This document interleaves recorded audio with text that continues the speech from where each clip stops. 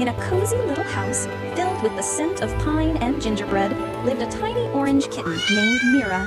This was Mira's very first Christmas, and her big brown eyes were wide with wonder at all the sparkling new things.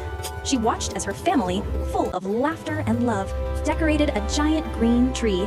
They hung shimmering balls and looping garlands, but the most magical thing of all was the star they placed at the very top.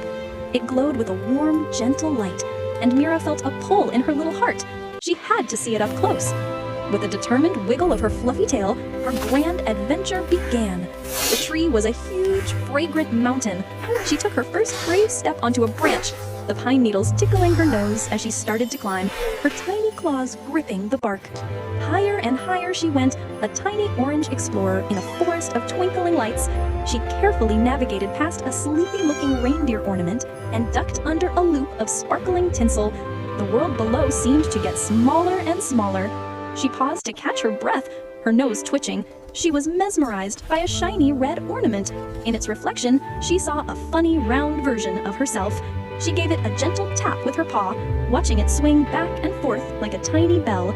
Finally, she reached a branch just below the magnificent star. It was even more beautiful up close, casting a warm golden glow on her fur. She stretched out a tiny paw, wanting to touch the magical light, but it was just out of reach. A little sigh escaped her. But as she looked down into another shimmering ornament, she didn't see herself this time. She saw her family, gathered on the couch by the fireplace, their faces glowing with happiness as they watched the tree. They were watching her, and in that moment, Mira understood.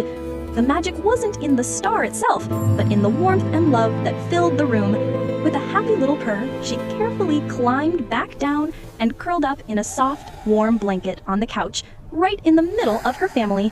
She was home, and that was the coziest glimmer of all. Like and subscribe for more Cozy Cat stories.